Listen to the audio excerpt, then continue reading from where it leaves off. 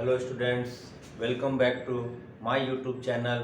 और आज के क्लास में हम पढ़ाएंगे क्लास 10 का मैथ्स। और मैथ्स में हम आज ज्योमेट्री का एक चैप्टर लेंगे और उसका नाम है हमारा सर्कल, जो चैप्टर नंबर है 10। ठीक है, तो चैप्टर नंबर 10 का सर्कल आज का क्लास में हम इंट्रोडक्शन कराएंगे। चूँकि सर्कल 9th क्लास में भी एक बार हो चुका है, ठीक है, तो थोड़ा सा उसकी भी जानकारी यहाँ पर हम देंगे। क्योंकि मैथ्स में हम कई बार बोल चुके हैं कि जब मैथ्स में हम बनाते हैं किसी क्वेश्चन को तो पिछला नॉलेज होना बहुत ज़रूरी है। ठीक है, तो हम सर्कल से रिलेटेड कुछ डिटेल्स हम दे रहे हैं। ये है हमारा सर्कल, और सर्कल में हमारे पास एक बीच में जो होता है उसको हम सेंटर बोला जाता है। ठीक है, और सेंटर से सर्कल तक का जो डिस्टेंस होता है उसको हम रेडियस बोलते हैं। ठीक है, सिंपल नॉलेज है, सब प्रीवियस नॉलेज है। ये हमारा PQ है जिसको कि हम डायमीटर बोलते हैं। ठीक है, और मेंसुरेशन के एक चैप्टर में हम लोग इसको भी जान गए हैं, इसको हम लोग कॉर्ड बोलते हैं। ये तो ज्योमेट्री का भाग है, लेकिन इसके पास जो ये एरिया बन रहा है उसको हम लोग सेगमेंट बोलते हैं। ठीक है, अब इसी तरह से सर्कल में हम लोग इस तरह का एरिया को भी देखे हैं और इसको हम लोग सेक्टर बोलते हैं, और ये हमारा मेंसुरेशन के चैप्टर में भी हो चुका है। ठीक है, तो ये सर्कल से रिलेटेड कुछ जानकारियां हैं। ठीक है, अभी हमारे पास चूंकि ये कोड है तो इसमें हम लोग 9th क्लास में 2-3 थ्योरम था जो कि हम लोग पढ़े थे, जो यहाँ पर यूज होगा। ये सेंटर है, ये हमारा कोड है। ठीक है, अगर किसी कोड पर हम सेंटर से परपेंडिकुलर ड्रॉ करते हैं तो वो कोड को बाइसेक्ट करता है। ठीक है, अगर हम लोग AB एक कोड है, O is the centre, then we draw OP perpendicular on AB, then OP bisect कोड, that means AP equal to BP। ठीक है, इसका यूज हमारा यहाँ पर प्रॉब्लम्स बनाने में किया जाएगा। ठीक है, अब जो हम ये तो हाँ यहाँ तक था 9th क्लास में, ये था angle in same segment equal था, बहुत सारा जानकारियां वहां पर था। जैसे ये है, ये एक आर्क है। ठीक है, तो सेंटर पे जो एंगल बनाता है वो सर्कल पे का डबल होता है, ये बताया गया था।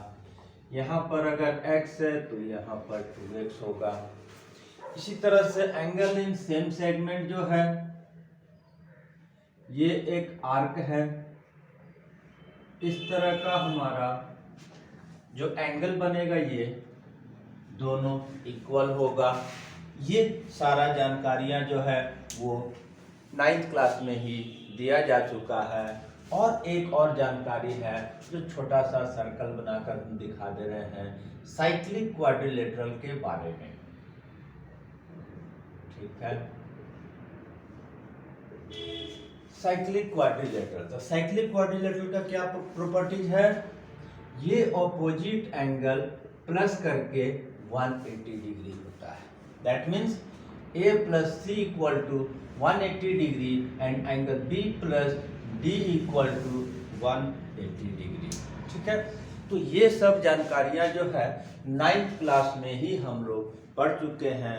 जैसे ये बोला जाए कि अप टू 9th क्लास इतना हम पढ़ चुके हैं। ठीक है, अब हमारे पास 10th क्लास में थोड़ा सा इससे अलग हटके आएगा।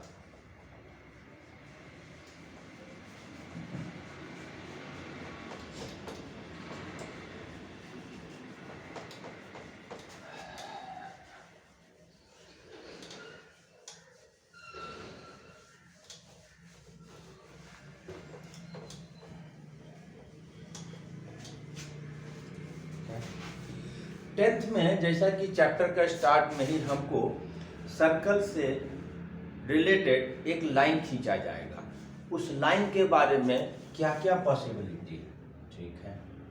ये 3 तरह का लाइन खींचा जाएगा सर्कल से संबंधित करने पे। सर्कल के बगल में अगर कोई लाइन खींचते हैं तो ये विदाउट टच, विदाउट कट, ये हम ड्रॉ कर दिए, ठीक। एक लाइन और ड्रॉ करेंगे जो ये दोनों सर्कल के 2 पॉइंट्स पर कट करता हुआ जाएगा। एक और संभावनाएं हैं जो हमको सर्कल को 1 पॉइंट पर टच करता हुआ जाएगा, ठीक है। तो ये 3 तरह की संभावनाएं हैं और तीनों का अलग अलग काम है। ये तो नो यूज है क्योंकि इसमें तो सर्कल में ये टच ही नहीं है, तो सर्कल से रिलेट करके इसको पढ़ाई ही नहीं होगा, ठीक है।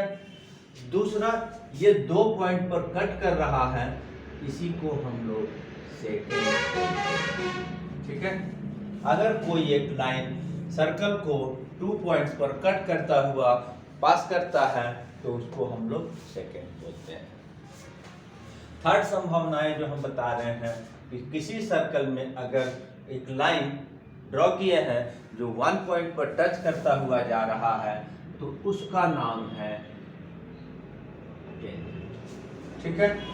तो ये सब चीजें सर्कल से रिलेटेड हमारा ड्रॉ हुआ है, मतलब सर्कल से रिलेटेड जितनी भी प्रॉपर्टीज है वो हम आज इस क्लास में बताए, जिसका नाम है सर्कल्स का इंट्रोडक्शन सेक्शन, ठीक है। तो इससे सर्कल का पूरा जानकारी मिल गया होगा। अब हम इसके बाद के क्लास में इससे आगे का जो थ्योरम है हमारे पास दो थ्योरम हैं, एक 10.1 और एक 10.2, तो दोनों थ्योरम को हम अगले क्लासेस में सॉल्व करेंगे।